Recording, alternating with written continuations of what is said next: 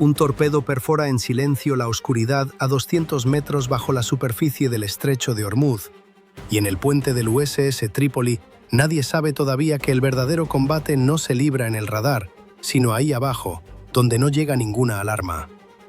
Faltan solo minutos para que ese golpe subacuático se una a una tormenta de misiles, drones y señales falsas que casi logra hundir al buque insignia de la clase América sin que sus defensas comprendieran qué estaba pasando. Todo había comenzado poco antes, a las 2:32 de la madrugada, cuando un punto rojo parpadeó en la pantalla de radar del Trípoli y se esfumó al instante. Volvió a los pocos segundos. Se duplicó, se triplicó, y de golpe decenas de marcas avanzaban a la vez, directo hacia el buque, como si el estrecho entero se hubiera vuelto hostil de un momento a otro. El Trípoli, con 3.500 infantes de marina a bordo y una escuadrilla de cazas F-35B Lightning II, lista para despegar, navegaba dentro del alcance directo de las baterías costeras iraníes de misiles antibuque. No iba solo, lo escoltaban destructores de la clase Arleigh Burke, equipados con radar de matriz en fase y el sistema de combate Aegis en máxima alerta. Bajo el agua, un submarino de ataque de propulsión nuclear de la clase Virginia vigilaba en silencio, mientras helicópteros MH-60 Seahawk peinaban las olas buscando cualquier amenaza oculta. A los pocos minutos, del otro lado del Golfo, llegó una afirmación que sacudió los canales de noticias. Irán aseguraba haber alcanzado al Trípoli y obligado al buque a retirarse. Pero la pantalla que segundos antes ardía de advertencias había vuelto a la calma total. No había misiles interceptados, no había restos de un buque de guerra flotando en el agua. Entonces, ¿qué era exactamente lo que acababan de destruir? La respuesta empezó a tomar forma cuando la Guardia Revolucionaria Islámica puso en marcha la Operación Promesa Verdadera 4, un ataque que no se apoyaba solo en misiles, sino en fantasmas electrónicos. Desde Bandar Abbas, potentes emisores de interferencia inundaron las frecuencias de radio y crearon vectores de ataque falsos en las pantallas Aegis estadounidenses. El objetivo era simple y aterrador: engañar a los sistemas automáticos de defensa de la flota para que dispararan contra petroleros civiles o incluso contra buques aliados. Un solo error de cálculo y los misiles estadounidenses habrían caído sobre el tráfico comercial que cruza ese corredor angosto por donde pasa buena parte de la energía del planeta, convirtiendo un enfrentamiento militar en una crisis política mundial. Cada destello en la pantalla era una trampa, aunque también, sin que el enemigo lo supiera, cada señal de interferencia se convertía en una baliza que permitía a la Marina estadounidense localizar la red de radares iraní. El creador de la ilusión, sin saberlo, estaba cavando su propia tumba electrónica. Minutos después, la Guardia Revolucionaria escaló a un ataque cibernético total. Desde los acantilados de Bandar salió un enjambre de drones Shahed, negros como la noche, con una firma de radar mínima diseñada para camuflarse entre el ruido electrónico y disimular una intención mucho más oscura. En la cubierta del Trípoli, el rugido de los motores rasgó el aire mientras una escuadrilla de F-35B iniciaba su despegue corto. Los pilotos no confiaban solo en su radar. Activaron los sistemas electro-ópticos para ver a través de la niebla electrónica con sensores térmicos e integraron los datos de los destructores mediante la red Link 16, tratando de reconstruir una imagen de la situación que se les escapaba de las manos. Poco después llegó el primer respiro y también el primer error. Los cazas dispararon una salva de misiles aire-aire AIM-120 y la oscuridad se llenó de estelas incandescentes cuando los drones iraníes estallaron en pedazos sobre el mar. En el centro de mando del Trípoli se sintió, por un instante, un alivio peligroso. Fue exactamente lo que las unidades de guerra electrónica iraníes estaban esperando. Las pantallas Aegis, que segundos antes parpadeaban, empezaron a sangrar literalmente de blancos falsos. Decenas de nuevas marcas surgieron de la nada imitando con precisión aterradora la física de vuelo de misiles reales, pero con un retraso de 3 segundos que sembraba el pánico entre los operadores. Nadie podía distinguir ya un impacto real de un error de código.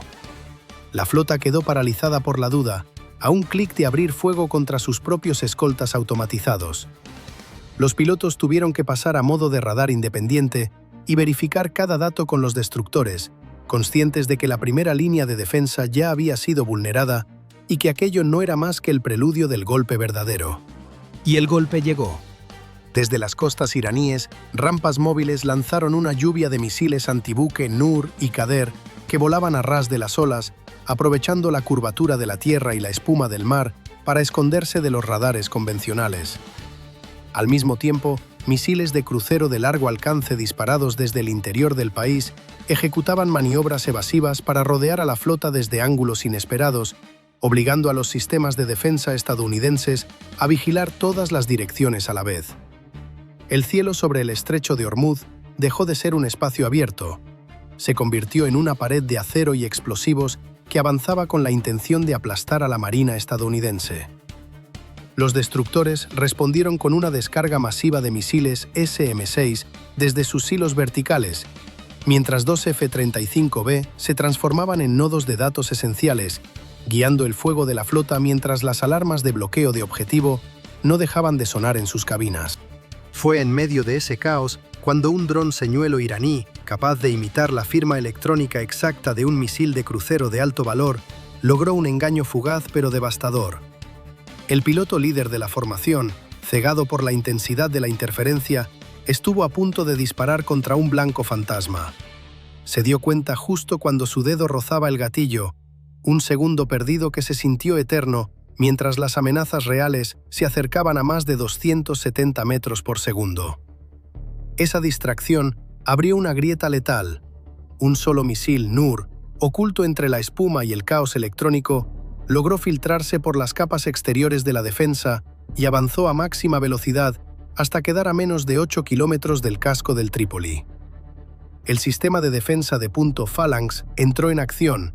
El cañón rotativo de 20 milímetros giró con un chillido mecánico helado, lanzando una lluvia continua de proyectiles de tungsteno que iluminó la noche y logró destruir el misil a 1000 yardas del buque, envolviendo al Trípoli en un resplandor naranja infernal.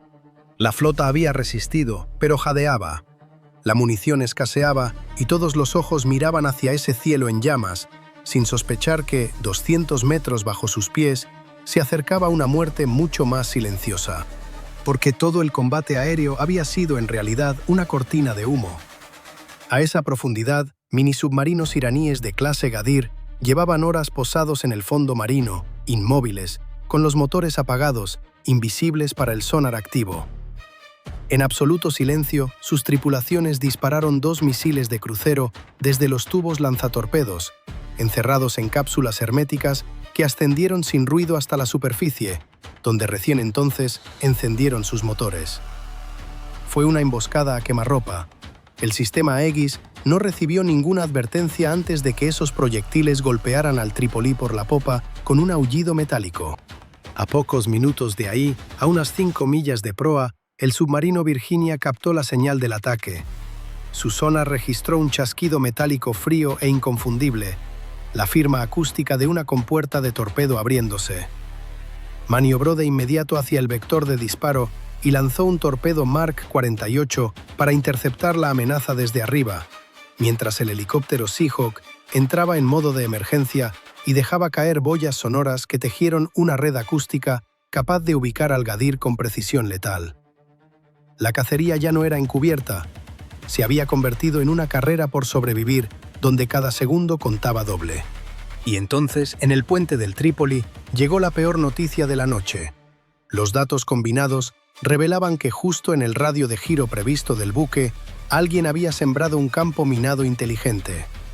El coloso de 45.000 toneladas quedó atrapado en una tenaza mortal, con misiles explotando por detrás y una pared de minas sensibles esperando por delante.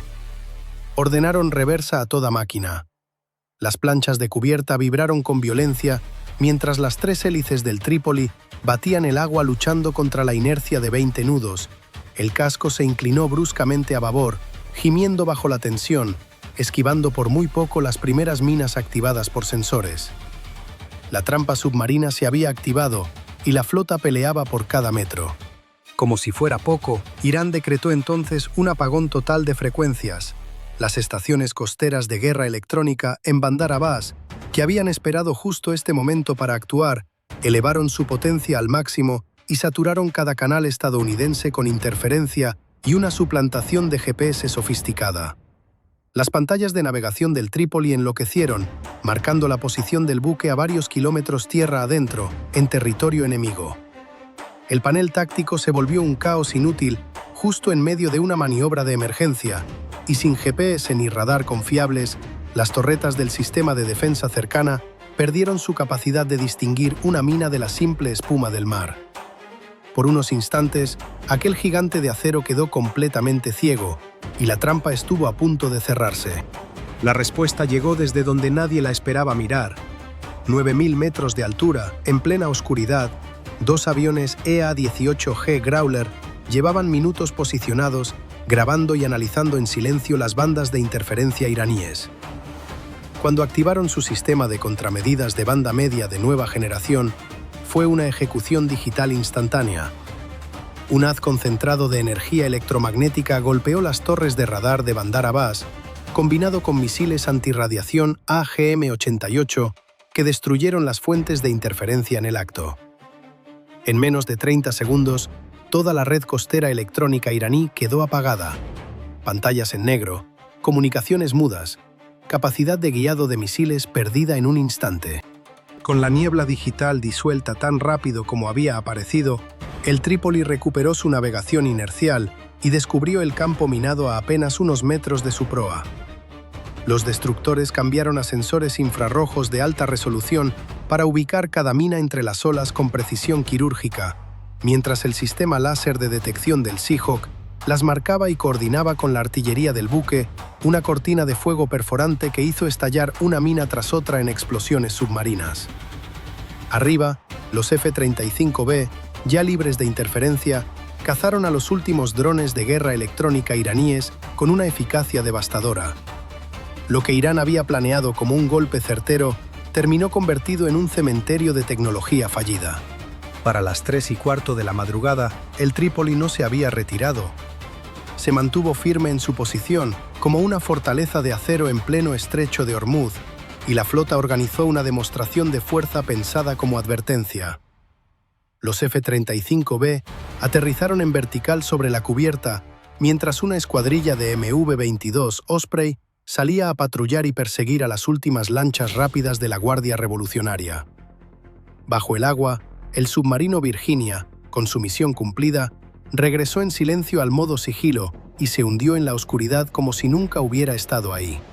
Lo que esa noche dejó claro es que no fue la potencia de fuego lo que definió el resultado, sino la capacidad de procesar información en medio del caos, resistir el engaño y adaptarse en cuestión de segundos. Irán había montado un ataque multidominio verdaderamente elaborado, un laberinto de espejos electrónicos diseñado para paralizar la toma de decisiones estadounidense, y por unos minutos esa ilusión estuvo a punto de funcionar. Solo la superioridad del sistema de sensores integrado permitió a Estados Unidos romper ese cerco. Para Irán no fue una derrota total, sino una prueba peligrosa de hasta dónde puede llegar la guerra sin disparar el primer tiro visible. Y uno no puede evitar preguntarse qué pasaría si la próxima vez ese segundo de duda frente al gatillo no se resolviera a tiempo, o si esa lucha por defender una ruta de la que depende medio mundo terminara arrastrando a algún país que ni siquiera es parte del conflicto. Para el Trípoli, esa noche no fue una victoria para celebrar, sino una advertencia que quedó grabada en cada tripulante que volvió a respirar tranquilo cuando el cielo, por fin, dejó de arder.